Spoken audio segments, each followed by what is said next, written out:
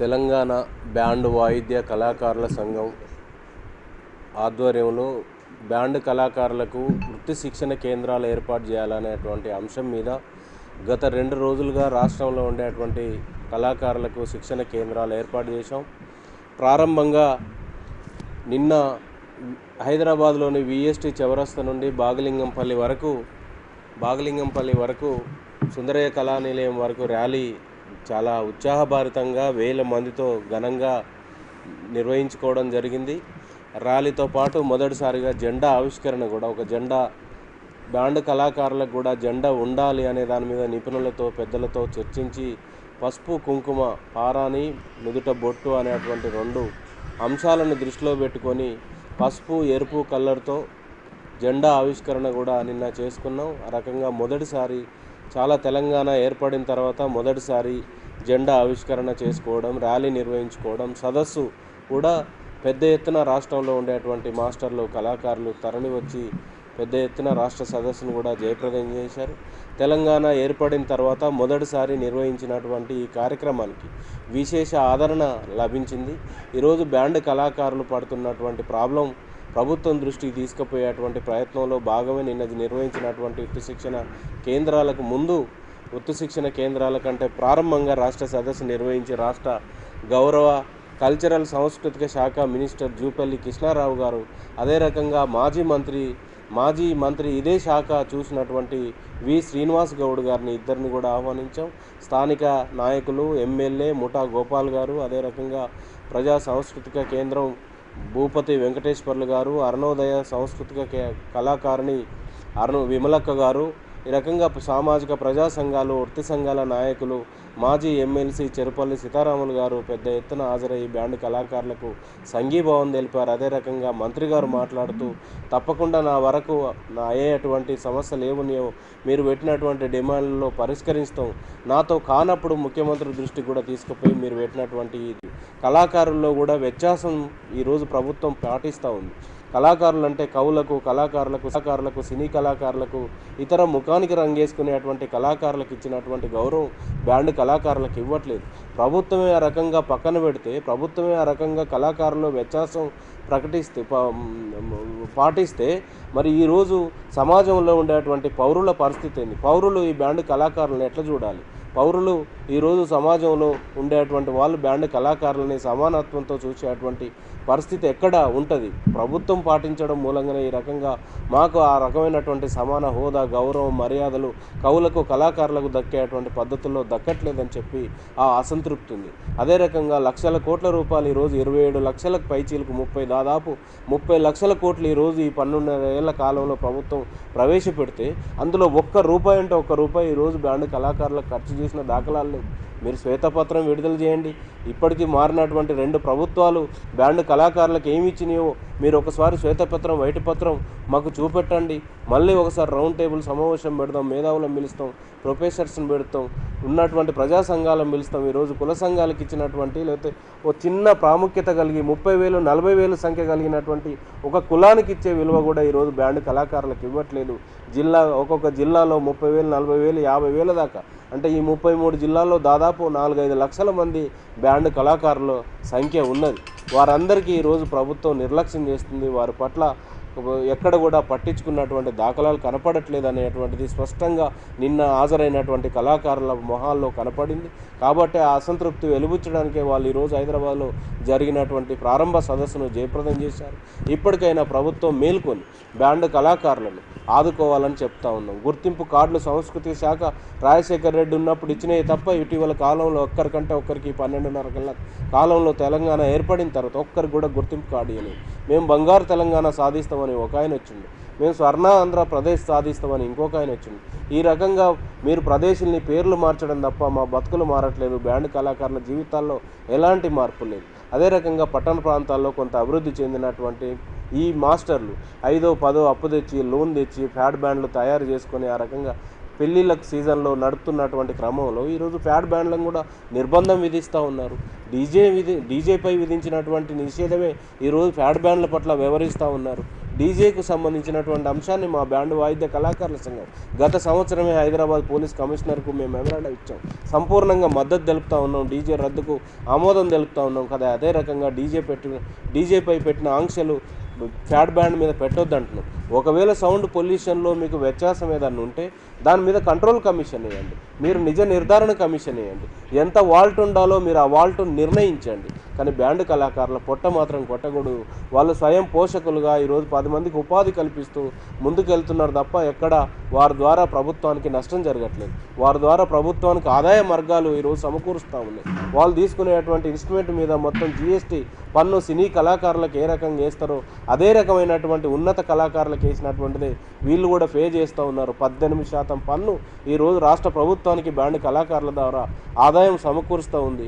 కానీ ఆ ఆదాయంలో ఒక ₹2 కూడా తిరిగి మీరు ఇవ్వట్లేదు. పైగా అనారోగ్యం పాలైన వాళ్ళని పట్టించుకోవట్లేదు. సాంస్కృతిక శాఖ పింఛన్లు ఇవ్వట్లేదు, గుర్తింపు కార్డులు ఇవ్వట్లేదు. ఇటు జీవనోపాధి ఏర్పాటు చేసుకొని వాళ్ళ పని వాళ్ళు చేసుకుంటూ ఉంటే ఈరోజు పోలీసులు అరాచకంగా అతి ప్రవర్తనగా ప్రవర్తించి ఈరోజు పోలీసులు అనేక చోట్ల కళాకారులను భౌతిక దాడులు చేస్తారు, మ్యాన్ హ్యాండింగ్ చేస్తారు, ఒరై తురై అంటారు, పేరు పెట్టి పిలువరు. ఆ రకంగా చాలా సమాజంలో అగౌరవంగా పోలీసుల వ్యవహారం ఉంది. కాబట్టి పోలీసుల తీరు కూడా బ్యాండ్ కళాకారుల పట్ల మారాలి. పోలీసులు సీసీ ఫుటేజీల్లో లేకపోతే వాళ్ళు అక్కడ ఎక్కడైతే అరెస్ట్ చేస్తూ ఉన్నారో బ్యాండ్ వెహికల్ ఎక్కడ కనపడిందో అక్కడ ఫోటోలు తీయాలి, వీడియోలు తీయాలి, టైం చూపెట్టాలి. కానీ 8:30కి అరెస్ట్ చేస్తారు, 7:30కి అరెస్ట్ చేస్తారు, రోడ్డు మీద పోతుంటే అరెస్ట్ చేస్తారు, బండి కనపడితే పక్కకు తీసుకుపోయి మియాలకు సంబంధించినటువంటి చేతులు చాపే వ్యవహారం ఈరోజు లంచగొండ అవతారంగా ఈరోజు పోలీసులు బ్యాండ్ కళాకారుల పట్ల వ్యవహరిస్తూ ఉన్నారు. ఇది తీరని నేరంగా మేము పరిగణిస్తూ ఉన్నాం. పోలీసుల తీరు ప్రభుత్వం మార్చాల్సినటువంటి అవసరం ఉన్నది. పోలీసులు మా జోలికి రావకూడదని చెప్పి మేము ఈ సందర్భంగా డిమాండ్ చేస్తూ ఉన్నాం. ఫ్యాడ్ బ్యాండ్కు సంబంధించినటువంటి మీరు ఒక సౌండ్ కంట్రోల్ కమిషన్ వేయండి. మీరు ఎంత వాల్ట్ పెడతారు? ఈరోజు హైకోర్టు చెప్పిందని చెప్తా ఉన్నారు, సుప్రీంకోర్టు చెప్పిందని చెప్తా ఉన్నారు. మీకు మీరే పోలీసుల ద్వారా ఈరోజు 227 జీవో తీసుకొచ్చారు. 227 జీవో ద్వారా చెప్పేది ఏంటంటే హైకోర్టు 4 రోజుల పాటు పోలీస్ స్టేషన్లో బండి ఉండాలంటున్నారు. సంవత్సరానికి 3 సార్లు వచ్చేటువంటి పెళ్లిళ్ళ సీజన్లో ఈ బ్యాండ్ కళాకారులు 10 మందో 20 మందో ఆ మాస్టర్ చేతిలో ఉండేటువంటి వాళ్ళందరూ కూడా రోడ్డు మీద పడతా ఉన్నారు. మీరు పోలీసు వెహికల్ తీసుకుపోయి పోలీస్ స్టేషన్లో పెట్టడం వల్ల కోర్టు ఫీజు కట్టినా కూడా మీరు వెహికల్ ఇవ్వరు, లేదు టైం లిమిట్ పెట్టరు, సౌండ్ వాల్ట్ తగ్గియరు, కస్టమర్కి చైతన్యపరచరు, ప్రజల్ని చైతన్యపరచరు. మీరు ఈ టైం వరకు మీరు డాన్స్ వేయకూడదు, మీరు ఈ టైం వరకు పెళ్లి భరత్ ముగించాలని చెప్పి ఆయా కస్టమర్తో పర్మిషన్ తీసుకోరు. వీళ్ళేంటి పొట్టకూటి కోసం ఈరోజు ఉపాధి పని చేసుకునేటువంటి ఉపాధి మార్గాన్ని ఎంచుకునేటువంటి బ్యాండ్ కళాకారుల పట్ల పోలీసుల కర్కశత్వంతో ఈరోజు రోడ్డున పడుతూ ఉన్నారు, భయపడతా ఉన్నారు. పిల్లలు ఈరోజు బ్యాండ్ ఇన్స్టిట్యూట్ తీసుకొని బజార్కి వెళ్తే పోలీసులు వచ్చి ఎక్కడ కొడతారో, ఏ గల్లీలో కొడతారో, ఎక్కడ దంతారో అని చెప్పి మేము పోము అనేటువంటి పరిస్థితి కూడా ఈరోజు ఆ రకంగా వచ్చింది. కాబట్టి పోలీసులకు నిర్దేశించాల్సినటువంటి అవసరం ఈరోజు డీజీపీ గారి మీద ఉంది.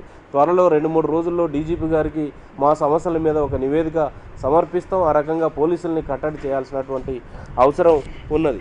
ఇక వృత్తి శిక్షణ కేంద్రాలకు సంబంధించినటువంటిది ఈరోజు చాలా ప్రాధాన్యత ఉన్నది. యువత 20 నుంచి 17-18 ఏళ్ళ యువత, 20-25 ఏళ్ళ యువత వరకు ఈరోజు మంచి ఉపాధి మార్గంగా ఈ బ్యాండ్ కళావృత్తిని ఇప్పటికి కూడా ఎంచుకొని యువత ఈరోజు ఆదరణ పొందుతూ ఉంది. అట్లాంటి యువతకి ఈరోజు రాష్ట్ర ప్రభుత్వం పెడచెవిన పెడుతూ ఉంది. కాబట్టి వృత్తి శిక్షణ కేంద్రాలకు యువతకు శిక్షణ ఎప్పటికప్పుడు ఆయా జిల్లాల్లో ఇవ్వాల్సినటువంటి అవసరం ఉంది. దానికోసం సంక్షేమ నిధిని ఏర్పాటు చేయాలి, కళాకారులను ప్రోత్సహించాలి, యువతను ప్రోత్సహించాలి. ఈరోజు వస్తున్నటువంటి టెక్నాలజీ కాదు, పాత పద్ధతిలో ఉండేటువంటి బ్యాండ్ కళా వృత్తిని కూడా ఆదరించాల్సినటువంటి అవసరం ఉంది. ఆ రకమైనటువంటి వాటన్నిటికి కూడా ప్రభుత్వం పూనుకోవాలంటే మాకు సపరేట్ ఒక బడ్జెట్ కావాలి. సపరేట్ బడ్జెట్ కేటాయించాలంటే మాకు ఫెడరేషన్ ఉండాలి. ఈ సాంస్కృతిక శాఖ ద్వారా మాకు న్యాయం జరుగుతుందని ఆశలు ఎక్కడ కూడా కనపడట్లేదు. ఏ రోజు కూడా మమ్మల్ని అక్కడ కనీసం మనుషులుగా కూడా గుర్తించినటువంటి పరిస్థితి. మా మీటింగ్ వెళ్తే సాంస్కృతిక శాఖ ఏడీ గారు రాను అని అంటూ ఉన్నారు. మరి ఎవరి కోసం ఉన్నట్టు? బ్యాండ్ కళాకారులు కాదా? ఆ కళాకారుల బాధలు ఆయనకు పట్టవా? ఆ కళాకారుల బాధలు చూడడా? ఆ కళాకారుల బాధలు వినడా? వింటే కదా, చూస్తే కదా, ఇక్కడికి వస్తే కదా తెలిసేది అది సాంస్కృతిక శాఖకు సంబంధించి. మరి అట్లాంటి శాఖలు మేము ఎందుకు ఉండాలి? కాబట్టి మాకు సపరేట్ ఫెడరేషన్ పెట్టండి, దానికో చైర్మన్ మీ ప్రభుత్వం నుంచి నియమించండి. మా బాధలు మా కష్టాలు చెప్పుకోవడానికి మాకు ఒక వేదిక ఇవ్వండి.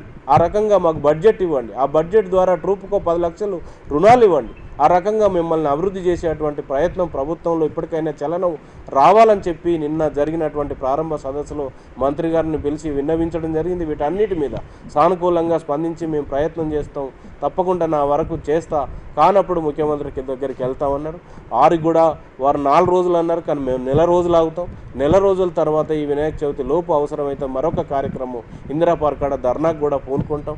అదే కానప్పుడు అవసరమైతే ప్రభుత్వ కార్యాలయం దగ్గర కూడా నిరసన కార్యక్రమాలు చేపట్టడానికి తెలంగాణ బ్యాండ్ వాయిద్య కళాకారుల సంఘం ఎక్కడ వెనుకాడబోదు. కళాకారుల సంక్షేమానికి కొట్లాడుతుంది. వారి అభివృద్ధి కోసం, వారి పెన్షన్ల కోసం, వారి కార్యక్రమాలు ఏ కార్యక్రమాలు ఉన్నా కూడా ఈరోజు ప్రజల్లోకి తీసుకుపోయి ప్రభుత్వం దృష్టికి తీసుకుపోయి పరిష్కరించేందుకు నిరంతరం కృషి చేస్తుందని చెప్పి ఈ సందర్భంగా ఈ వృత్తి శిక్షణ కేంద్రాల ముగింపు సందర్భంగా ఈరోజు రాష్ట్ర అధ్యక్షులు ఎండి చాంద్ పాషా గారు, అదే రకంగా రాష్ట్ర ఉపాధ్యక్షులు పనగండి మొయిల్ గారు, రాష్ట్ర సలహాదారులు దొడ్లపల్లి భిక్షపతి గారు, రాష్ట్ర ఉపాధ్యక్షులు మేడ్చల్ జిల్లా అధ్యక్షులు రాచర్ల శేఖర్ గారు, రాష్ట్ర కౌన్సిల్ సభ్యులు వెంకన్న గారు, అదే రకంగా జనగామ జిల్లా అధ్యక్షుడు ఎండి బషీర్ గారు, డబ్బా శ్రీనివాస్ గారు ఖమ్మం జిల్లా ఇన్ఛార్జి, అదే రకంగా ఎస్కే రసూల్ గారు మహిబాద్ జిల్లా ఇన్ఛార్జ్, అదే రకంగా శంకర్ ఆసిఫాబాద్ జిల్లా ఇన్ఛార్జ్, రాజశేఖర్ మహిబాద్ జిల్లా ఇన్ఛార్జ్. ఈ రకంగా ఈరోజు రాష్ట్ర కమిటీ సభ్యులు, రాష్ట్ర కమిటీ ముఖ్య నాయకత్వం, ఆఫీస్ బేరర్ కోరంతో